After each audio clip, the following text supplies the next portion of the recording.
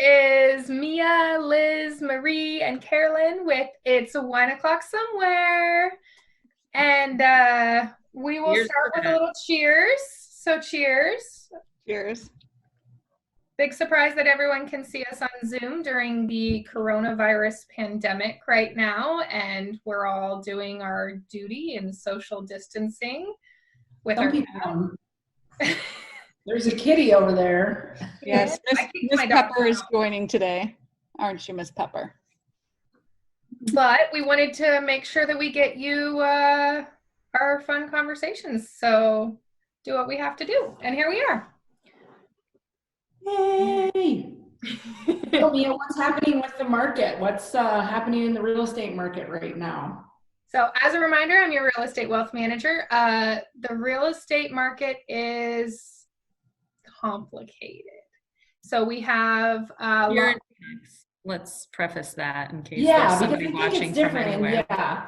Oh yeah, Phoenix, Arizona. So yes. So we have, as I kind of mentioned in our last episode, we have a lot more houses on the market, which is good. We're creating a more balanced market. We're seeing the supply go up, but unfortunately, due to the pandemic, we're not seeing the demand go up quite as much. We anticipate that once the stay-at-home orders are lifted, that there's going to be a very high supply of buyers, and people are going to get back out there, and it's going to rebalance again, probably fairly quickly, just because we still in the Phoenix area have such a high demand for people moving here and buyers anyways. So I don't think it's going to have a lasting effect on our Phoenix market.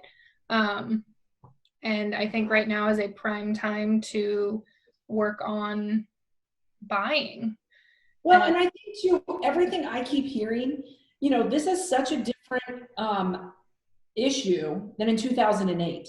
2008 had to do with the banks and the housing market and mortgages and just giving anybody a loan.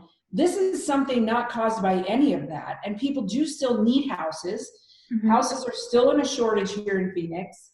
The demand is still up because the businesses are still coming. It's just this lull that's going to happen right now. And from the other realtors that I've spoken with too, if anybody that they saw backing out of contracts, it was usually on maybe an investment property that they were getting like a rental or something, or a second or third home possibly for themselves, a vacation home. And those are the ones that they kind of wavered on. But people that needed houses were still looking and moving ahead, because there's a lot of people that were in limbo because they'd sold a house and still needed a house. So, well, and our market has adjusted immensely to things going on. I know you guys are sitting in one of my listings that I have for sale right now. And one of the things that I've done is actually put hand sanitizer and Lysol wipes. Talk about your house, because I am thoroughly impressed by what you've done in here to make it accommodating for agents and for buyers.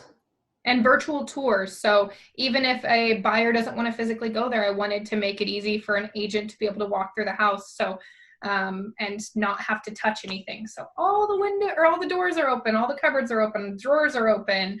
You can literally walk through there, and the only thing you have to touch is essentially the back door. And there's a Lysol wipe provided for you to wipe down the doors and light switches if necessary, and hopefully the lockbox, because that I feel would probably get the worst of it. But yeah, so I mean, we're doing a lot of adjustments and doing a lot more videos and things like that in order to keep the market going. And so far, I think it's doing okay. Do they have to request the video, or is the video out there already? I have the video on the MLS so that they can view it. And then I have extra videos that I've done so that if somebody did have a specific question about a particular room or something like that, then they can ask for it. Can you track that, or is that not trackable? On our system, it's not trackable. Okay, but still, it's getting, it could be getting a lot of views and stuff out there. Mm-hmm. Yes. So that's cool. Yeah, I also like the fact you padlock down the hand sanitizer. Nothing says trust like a padlock. I'm not concerned about people stealing it, just accidentally carrying it out in their hands nonchalantly. It was also a convenient way to hang it. It is true, yes. Make sure it's visible. Move this so that people can see real quick what we're See my padlocked hand sanitizer. That is the padlocked hand sanitizer and wipes. Oh, this is and open. then And what she this said. is, you know, minimally touched surfaces. Lysol wipes have been provided. And please leave cupboards and drawers open to minimize touch surfaces. It's so fancy. So cute. It's so fancy. So, but I do want to talk about, or at least ask about, you know, what we think the issue is with buyers right now. Obviously, people are not going to want to run around and go to a bunch of open houses right now. But do we think that the amount of people that have gotten laid off are affecting our numbers as well too? You know, there's a lot of people whose businesses have been affected. However, I've got some good information out there for that circumstance. So, of course, we have a huge concern about the fact that we have these layoffs and that people are scared that they're not going to qualify, or they technically no longer qualify because you have to have a job. When lenders are looking at the work history of a buyer to qualify them, one of the things that they look at, of course, is 2 years and blah, blah, blah. Well, if you're unemployed for less than 3 months, a lot of them will overlook that. They'll expect an explanation letter and that kind of a thing, but that 3 months of unemployment doesn't necessarily disqualify you from buying a home. So I think that's something that people aren't thinking about, is you don't have to continuously have that work history, especially with the pandemic right now. Literally, your entire letter of why you were unemployed is coronavirus. 19. COVID-19. That's all you have to say. And everyone's going to look at the dates and go, oh, yep, you were unemployed from March 14th to April 26th. Of course, that's going to be the time frame that everyone was. And I think that a lot of underwriters are going to give a lot of leniency to that because of the circumstance. And as long as you can maintain income and that kind of thing, or maintain your qualifications, then you're fine. In addition to that, I would say that maintain your credit. I think that is something a lot of people may not consider, but don't rack up your credit cards if you can avoid it. Don't go out and buy a new car because they're super cheap right now. Like, make sure that you're staying credit worthy in the circumstances. So that's true. So Carolyn, have you had any effect with your new purchases out of state with this situation? Not yet. I did have a follow-up. I have a management company that's managing my out-of-state properties, and we had our most recent call last Friday, and we discussed what they, as a management company, what their new protocol was going to be, reaching out to all of the properties that they're managing for all of us investors, and how their protocol is asking them about, you know, what their situations are, if they're affected by the COVID-19. If they are affected by the COVID-19, can they at least pay something, if not just a minimal payment towards their monthly rents, that kind of thing, if not, if they're able to pay the whole thing. In my situation, I'm fortunate where both people are, because of the timeline of them moving into the property, their first couple of months rent were prorated because it wasn't directly on like the first of the month that they moved in. So they owed slightly less for the first couple of months, if that makes sense. So they're actually on track to pay the full thing. So fortunately, I am not currently experiencing anything. And you're remind us again what states you're in? One is in Oklahoma and one is in Arkansas. Okay, and see, and so here in Arizona, the governor has given that writ of stay or whatever, where there's 120 days that some tenants get in reprieve or just working it out. And I don't know, do you know if anything like that in those 2 states is I did ask, and the management company didn't state that they had heard at all in either Oklahoma or Arkansas that that was the case, that there was a specific number of days or that what had happened here in Arizona for people. Well, So- and interestingly enough, too, even here in Arizona, the 120 days is still, the tenant's obligation to prove that they were affected by coronavirus, right? You need to provide documentation. You're not just saying, hey, governor said I don't need to pay rent for 100, right? Hey, forget about it. 4 months. I don't got to pay rent. So, and I mean, a lot of people, I don't think even realize that. Yeah. Did they have to beat that up? Needs cleared up. Say again? Rent up, do you know? I don't know. Mia, do you know? I didn't hear you. Do they have to make the rent that they might get 120 days of a break if they are affected, but does that come back that they have to still make that up, like in a mortgage where they talked about forbearance in a mortgage? You know, you can take a forbearance, but you still have to come back in. Yeah. I haven't heard, but that's an interesting question because in all reality, you have to pay your rent. And the 120 days is simply saying that you can't be evicted during that time.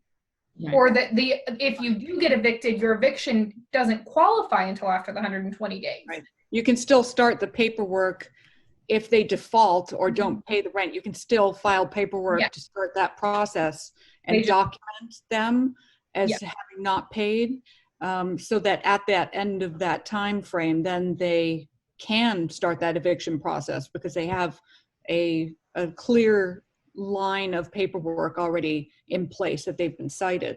I feel like the way that it's worded, you still owe it. If you want to stay in the house, even after that situation, it's going to be an agreement between you and your landlord. Or if you move out, they can still file all the documentation saying that you owe that amount of rent, to my knowledge. But don't quote me on it. And in the 2 properties that I have, they're still on the hook for paying the whole thing.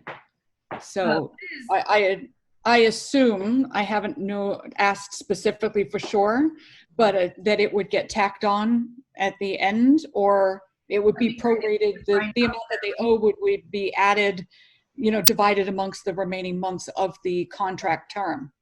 I know what your property manager is doing because that's some interesting information. Yeah. And Liz, you happen to mention forbearance. How much do you know about that? Well, sure, as a mortgage holder on something, you can get forbearance on your mortgage if you want, but then you get a 3-month forbearance, and then at month 4, you owe 3 months plus that month. So it's not, you still better have the money.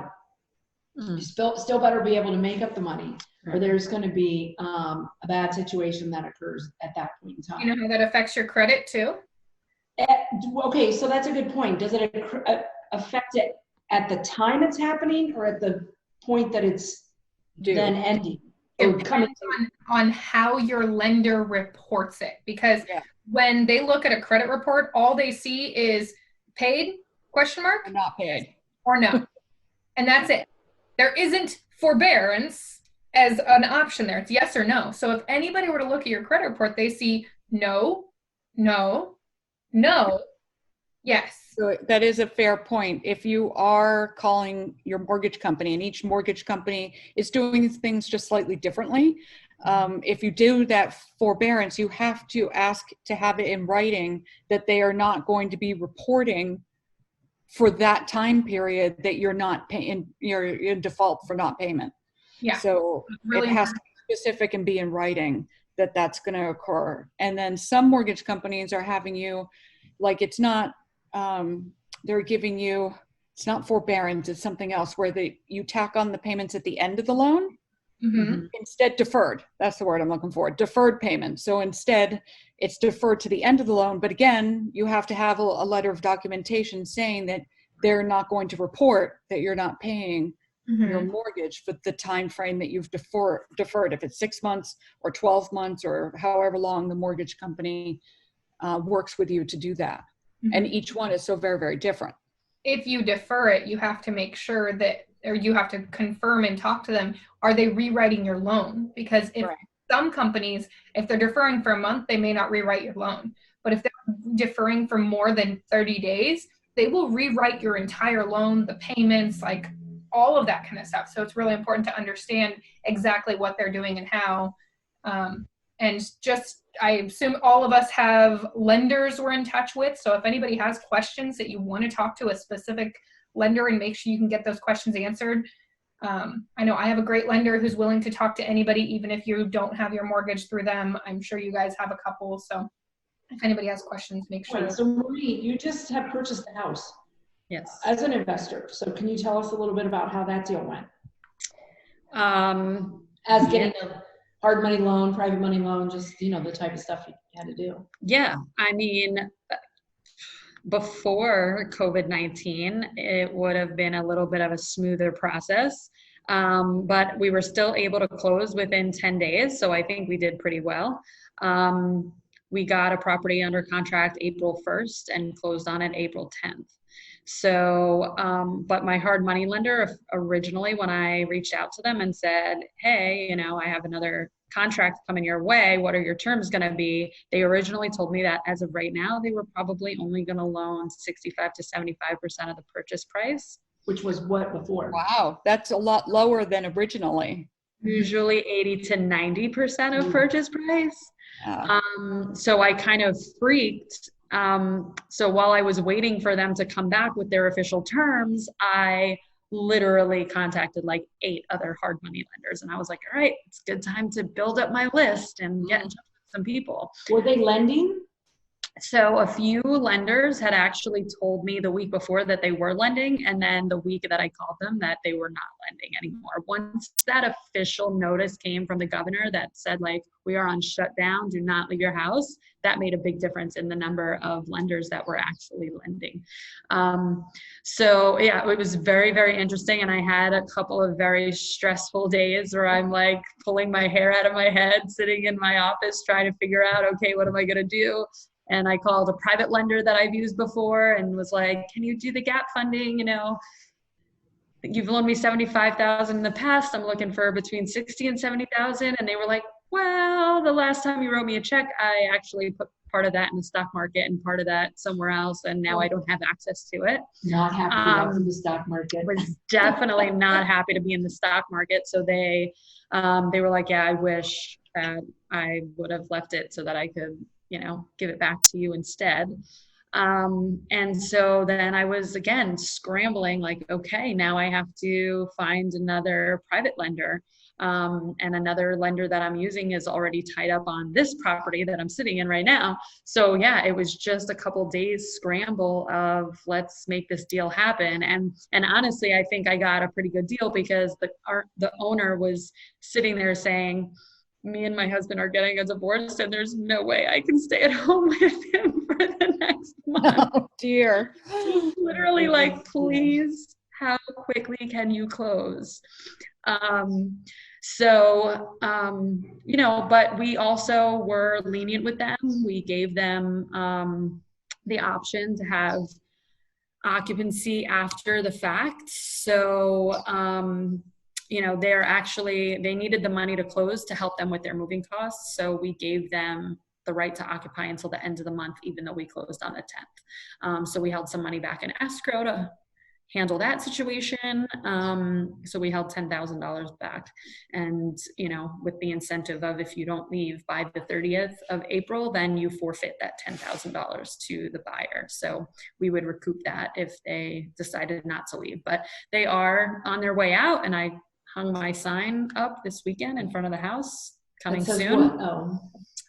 So yeah, just my coming soon residential redevelopment sign. So yeah, we'll see how it goes. But, you know, we're anticipating that things are going to be a little bit slower and take a little bit longer just because getting the contractors out there and materials and, you know, all this stuff that is usually not an issue. There's issues you're not even thinking about right now. So definitely, if you're going to make an offer, make sure you contact your hard money lender and get a pre-qualification letter or proof of funds that is dated with today's date, and that, you know, maybe even says amidst COVID-19, we are still lending, it's available.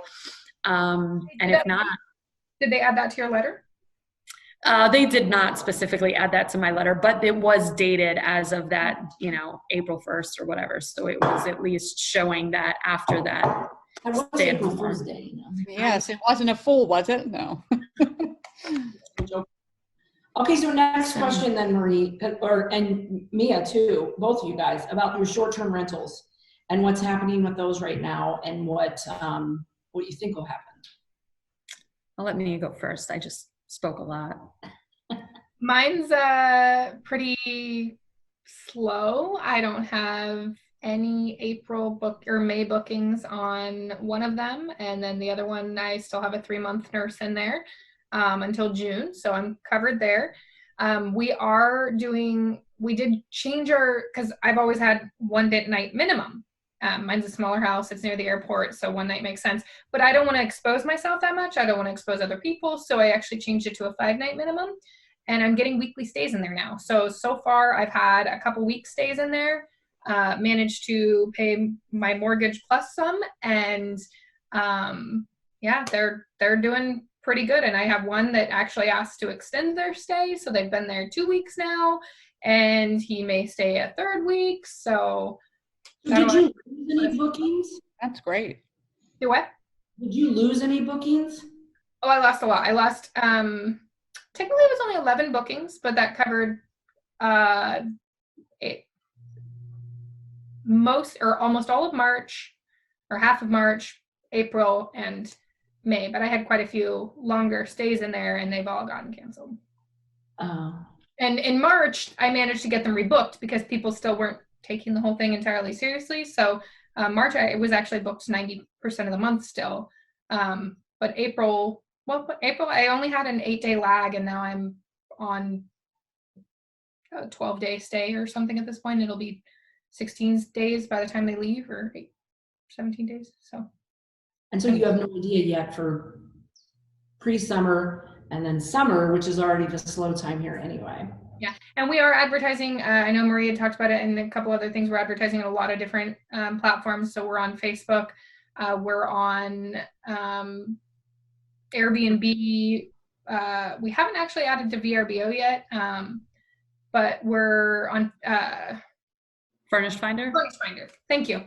And we've had quite a few interested parties on Furnished Finder, and that one's an interesting site because it's a lot more of like, let me just advertise my rental to you rather than it being like a short-term rental type thing. Yeah, it's been fine. I would like to say one little thing in regards to our 120-day eviction and all of that kind of stuff. We are blessed to live in Arizona. Arizona is very different compared to a lot of the other states out there. We actually don't, people staying in our home don't have tenants' rights until after 12 months, or at exactly, literally 12 months completed. So as a vacation rental host, if there is no lease in place and they're not there more than a year, then we don't have as much risk of having somebody try to stay in our houses for long term without paying rent. So it is a benefit to us. Yeah, so I have, just to answer your original question, Liz, what are we doing with our short-term rentals, right? So I have listed on Furnished Finder. I actually took one of my 4-bedroom houses, and on Furnished Finder, you can list per room. So it's kind of 4 listings combined into one. And you can have that calendar synced with your Airbnb calendar or VRBO or whatever, anything like that, which is nice. But it's Furnished Finder is mostly towards travel nurses. So you're getting people that really want to stay for more of a, 2 to 3 month term. And they're usually looking just for a room. Sometimes they want their own space, but it's kind of easier to rent room by room. So for my 4-bedroom house, it's not going to be likely on there that someone's going to want a whole 4-bedroom house. The travel nurses are usually just traveling by themselves, maybe with a spouse or mostly with pets. I have seen a couple of people come in that say, oh, I'm traveling with, a small child, if that's okay. So we've gotten a lot of hits off that. We haven't actually gotten a rental to come through, but we have gotten a decent amount of hits. I'd say I get at least 1 or 2 emails a day for, unmatched. They call it like an unmatched tenant. So someone that's looking for housing in my specific area. And then I also did some free listings on Cozy, which cozy.co, you can list for free and it will push it out to realtor.com and a couple of other websites.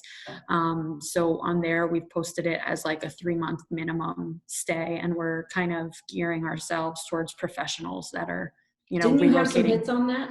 Yeah, we've had some hits on that. We've had some interest. Someone recently was looking at my South Scottsdale house for a 6-month term, which is kind of ideal for us if we can get them in. That's great.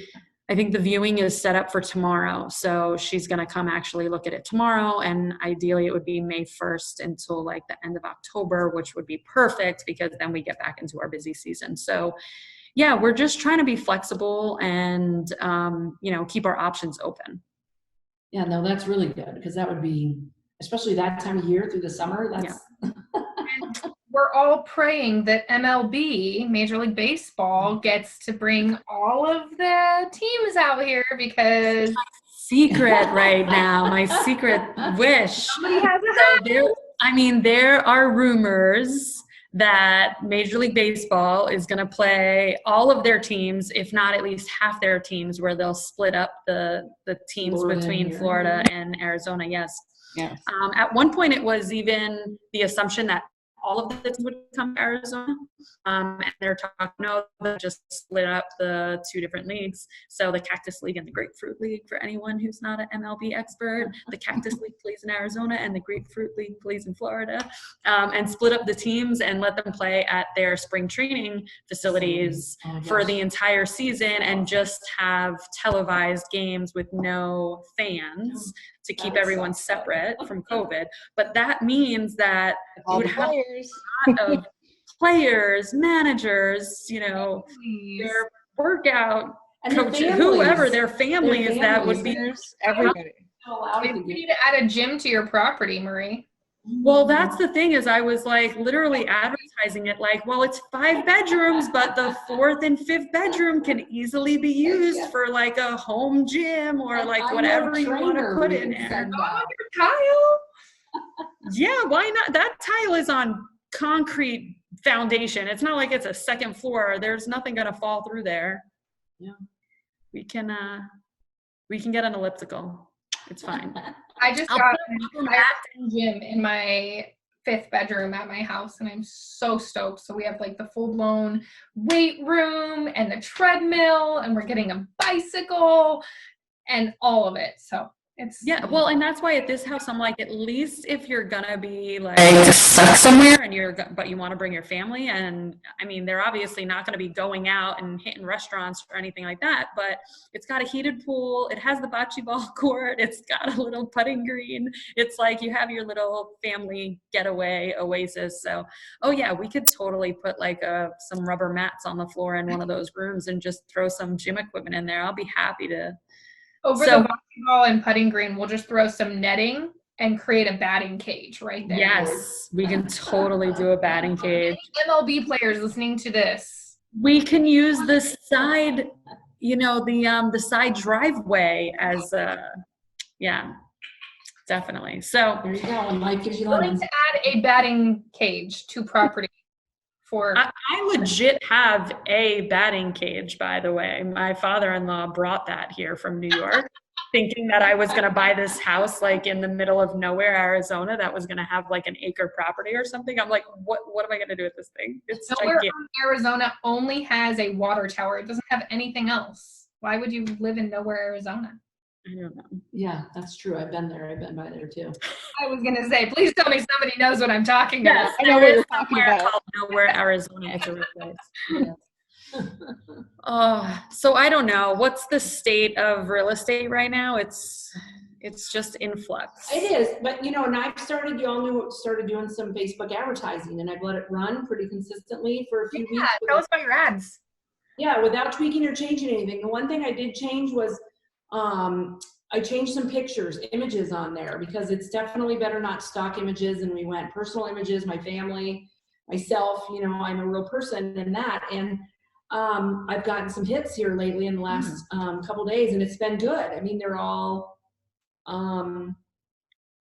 savvy to, I don't want to say savvy, but they know what's happening and why, and they are legit leads, not people just trying to, you know, kick tires and stuff. So that's encouraging. And nobody's doing it because of the situation that they're in financially straight right now. Like I want to move over to my brother. The one gal, she has an immune deficiency and she doesn't want people trekking in and out of her house. And she wants to just go live with her daughter. And so it's situations like that that I think they're seeing a difference in maybe not having everybody in their house, but I'll take a little bit less, but I can get out quicker and easier and stuff. So that's been good. I mean, the opportunities and the leads are coming through. And so now it's just following up on them and getting them going. So, but it's been some stuff happening. I mean, out there too, I don't want to see everybody get into a distressed situation. That is, you know, one of our businesses that we do is helping people out of that. But it's certainly not any fun if that's what we're going to see again from 2008 or something. So I hope that that's not the case, so to speak, you know. But it's good. Very good. We've been fortunate here in Arizona that we can still do, for investors, can still do properties and actually work on properties.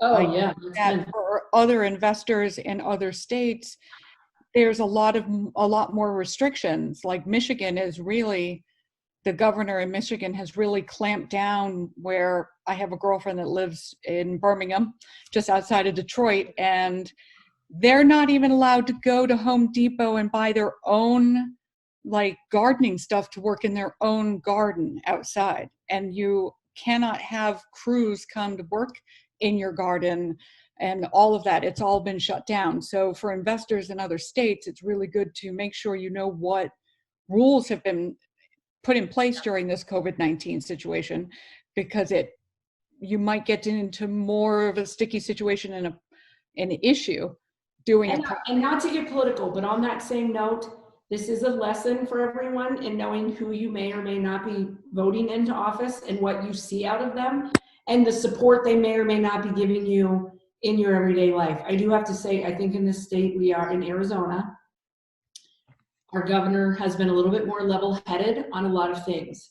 And I don't think he's pushed panic as much. And for some people, they might say he hasn't pushed panic enough, but our numbers really aren't skyrocketing and going crazy either. No. So I think that is good, that, you know, a bit of level-headedness, like, is good. If real estate's still allowed to be an essential business, then the people working on the real estate have to be essential too, you know, because there has to be fixes.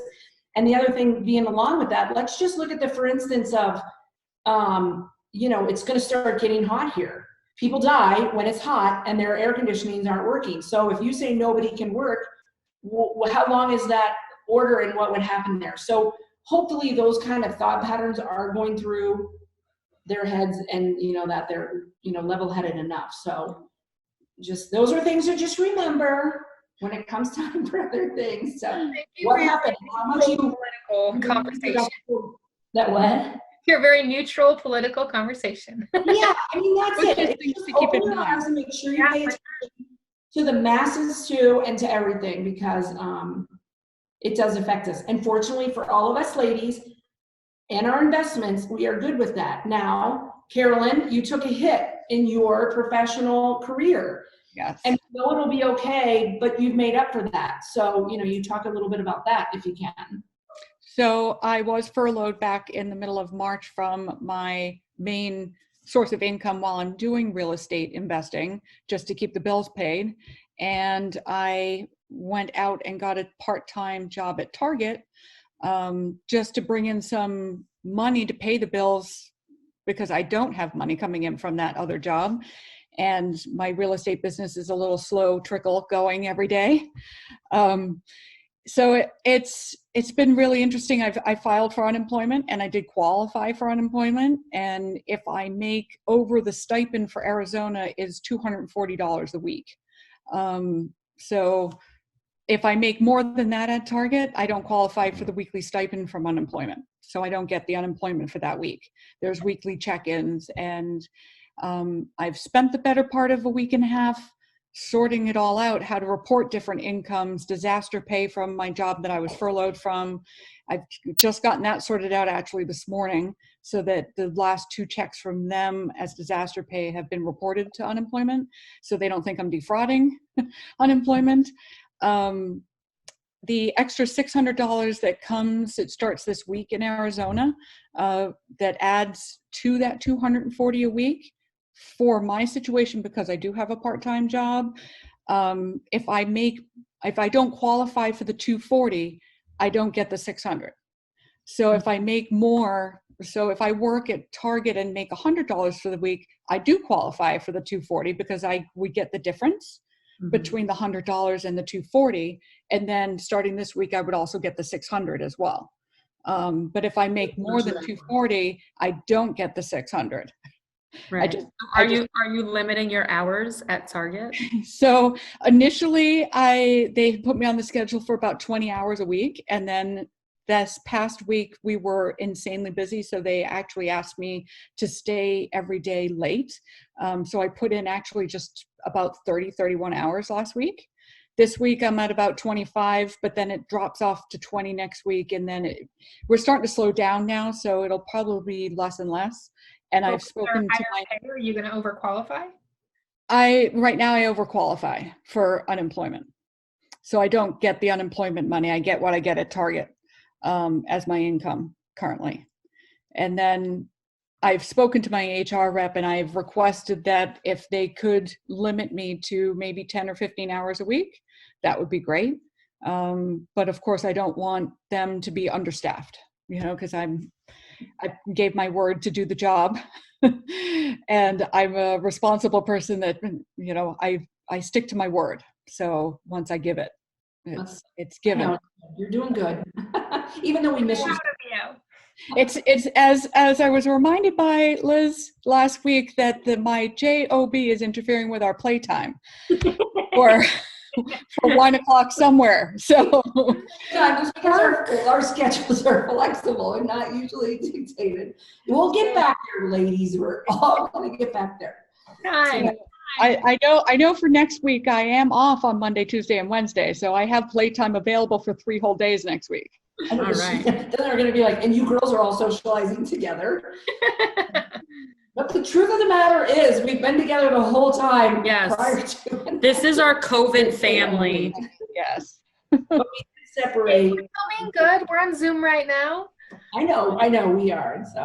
And it's been great. It's been very helpful. The definitely getting a job at Target and doing the unemployment thing has definitely interfered with my ability to continue making as much forward progress as I want to in the real estate stuff. Because right. And I mean, you have on my time. a lot of time on the phone with unemployment and, yes. Just figuring things out. And even, you were like, oh, I'm on hold. It says it might be 2 hours and I got to stay. I mean, how difficult do you think they make? It's extremely. How difficult is that process then? It's unbelievably complicated. It could be so much more simplified, and maybe after all of this, it'll be a learning curve for them, and it might be streamlined after the fact. But it's a lengthy process of filling out. You can do it online, but inevitably you have to talk to somebody. For a and I think too, because there's so many people, millions of people affected by it. Where sometimes, I mean, what I think our unemployment numbers, like January or something, I saw were like 3,000, 3,300 people, like whatever that percentage was so small. And then it went to 300,000 people, like overnight. Yeah. So, giving them that kind of at least benefit of the doubt, like total overwhelm in as fast as everybody else has gotten overwhelmed. I know that they have hired people, but then they have to train those people. Yeah. And then they did open up the hours from 7 a.m. to 6 p.m. to call.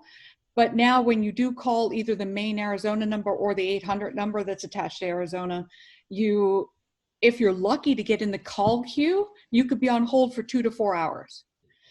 If you can't, the last 5 times I've tried to get on since Friday, I've not even gotten to the call queue. They hang up on me after I get through the process and putting in all my information. They just say, sorry, try again, and they hang up. Then you're like, no, don't hang up the phone. So fortunately for me, I have fellow massage therapist friends that are also going through this. And one of them was lucky enough to get into the call queue and got a live real person on the phone. And that real person, she explained to them that we're all sort of in a unique profession where we don't necessarily make an hourly pay. It's commission, it's tipped, it's very different.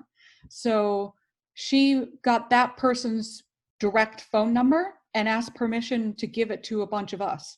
So that is who I called this morning and talked to. I didn't expect her to answer the phone this morning at 7:30.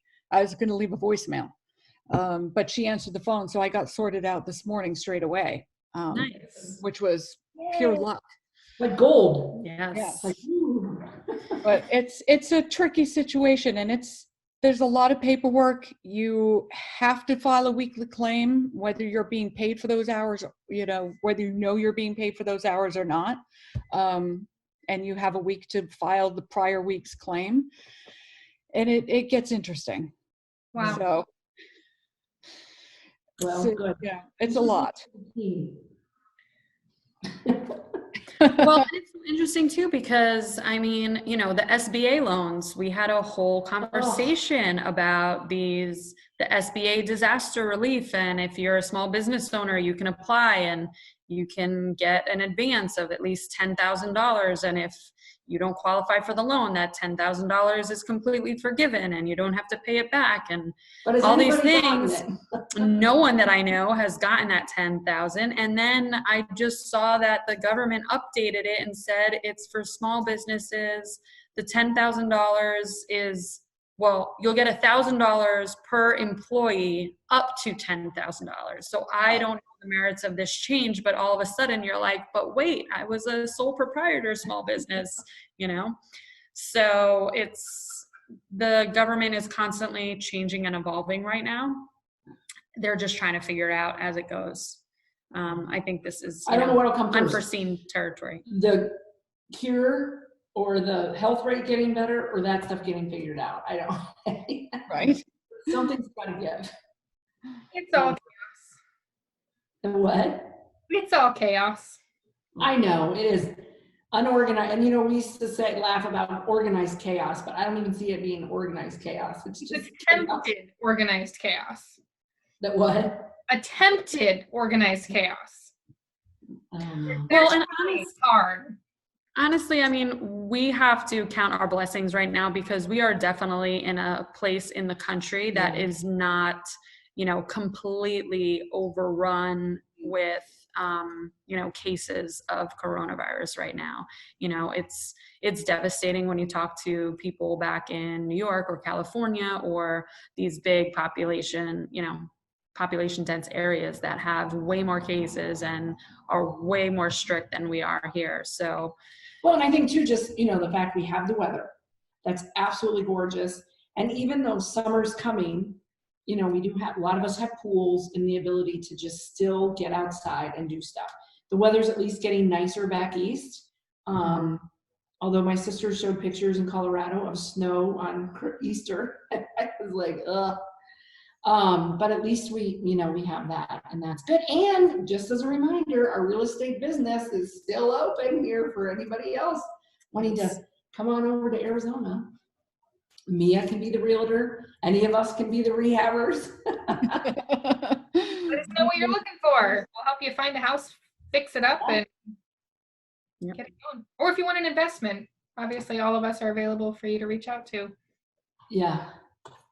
Awesome. I think we have some cheers here. I have like 5 cheers to make to overcoming obstacles, to Carolyn having a job, Marie getting under contract on a house, Liz's house is on the market.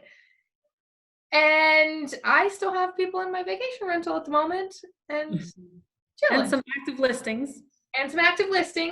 So anything else to cheers to? I mean, we have so much. I have rental properties. Yeah, Yes, we do. We're friends, and we're all still together. Yes. And we're still 9 o'clock. I'm grateful for you, ladies. Cheers. Yes. Cheers. 1 o'clock somewhere. Yep. And All right. make sure you go to our Facebook page. It's 1 o'clock somewhere. We have a group. Not like our page. Ask to join our group. We'll happily accept you if you haven't already, and follow us and all of our fun conversations and YouTube too, right? Huh? YouTube too. Yes, we have a YouTube. We have a Facebook group. We have a podcast on. I don't remember what it's called, but podcast audio instead of the visual. Yeah, it's all there. So, and we're all hoping that we can be back together again soon. And if nothing else, if we can't go out in public yet, that we can at least enjoy each other's company in one of the houses, and that we can, be together as soon as we can. Yeah. All right. Good talk, ladies. Peace and love.